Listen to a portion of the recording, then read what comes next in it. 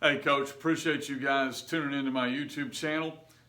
This week I've been going through and talking about offensive line 101 play. So general terms you may hear in the offensive line world that if that's not your world, may be different. Maybe something you haven't heard very much or don't really know what it means. So I'm going to go through and just talking about some general terms you're going to hear really in any type of offense. These are terms that are going to be used. So we've talked about down block, different ways to pull, reach block, how to gap hinge.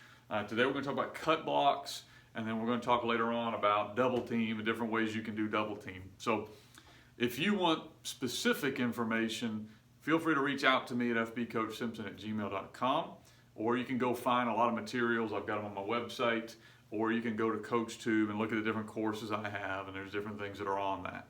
I will eventually have all of this compiled into what I call an offensive line manual, which will go through and talk about drills and then other things along the lines that help with our offensive line. That'll be out, I hope, the end of this month. So today we're going to talk about cut block.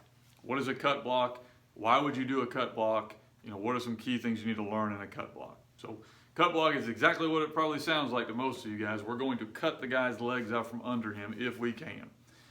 High school football is a little bit different, unless you're in Texas where they just cut everybody, okay? We, at most levels of high school football, can only cut inside the tackle box, or if you have it attached tight end, basically what they call the box, and you can only cut a first level player, which means I can't run upfield and cut that guy. I can't run out there and cut a corner. I can only cut guys that are inside the box. So if I've got 10 personnel, only guys that are here and that basically already have their hand in the ground or have walked up to the line. Because your first initial move has to be the cut. You can't raise up, influence, and then cut them. That's illegal. And you can't cut a player you're already engaging with another player.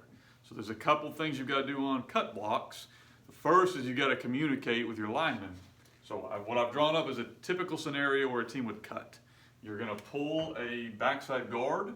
You've got a guy in a kind of a bear front. He's down in a 3 technique, and your center is covered up. Okay, so first thing you got to do is make sure the center and the tackle have communicated. Because if you cut him in the center back blocks, that's going to be a 15-yard penalty, and you may hurt that kid. Nobody wants to do that. So they got to communicate that. If the center is going to be engaged right there, now I know I got to take care of this guy. I can't gap hinge him. He's too far inside. He's too athletic. So I'm going to cut him. So I'm going to communicate that out. So when we teach a cut, we're going to do this a lot of times with our coaches and line all the kids up. They got hand shields, and we're going to move them over a gap. And as we snap the ball, the guy will move the dummy up to simulate the guy moves. Because you're going to find a lot of common mistakes are your guy's just going to die where he is. That guy's going to beat it and blow you up. So that guy has to know a couple things through film study of how this guy's going to approach his first step or two. But then we're going to cut where he's going. So we want to go ahead and cut where he's going. We want to try to get our outside shoulder through his legs, okay? And then we're going to hit here and kind of sideways bear crawl, okay? We're not going to try to hurt a guy, but we're going to cut, get there. If he goes down, that's great. If he doesn't, we're going to come up and then we're going to bear crawl sideways to give him as much problems as possible. Because usually the theory for us is if we're cut blocking, that ball better get there quick. We're not going to cut block a guy that we're going to try to run the ball right beside. We're going to cut him, and it better hit quick. So we're going to cut, come up, and kind of bear crawl and work towards it. Understand also, if you're in the shotgun, for those of you who maybe don't run this very often, you have to be in a 3-point stance. So you cannot be in a 2-point stance and cut. You got to be in a 3-point stance, and it's got to be your first move. Okay? A couple things on cut blocks, but it's a pretty simple block. I think it's a very effective block.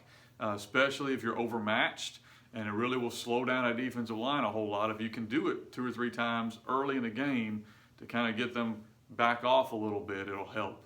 You can do a few things in your splits that'll help as well. The main thing is make sure you're teaching it. We want to cut where he's going, outside shoulder through the legs, come up, don't belly flop and lay on the field as the play's going on. Get up and try to make any kind of problem you can for that player, because the ball is probably going the other direction. So just try to make sure he has to at least run around you to go get the ball. Don't let him just run through you, jump over you, or whatever we're going to do there.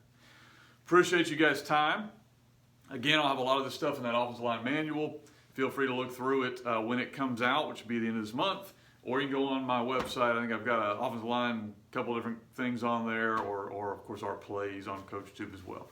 Appreciate you guys' time. If you haven't done so, I'd appreciate if you would like this video and subscribe to this channel. Just trying to grow this channel and continue to put out football information.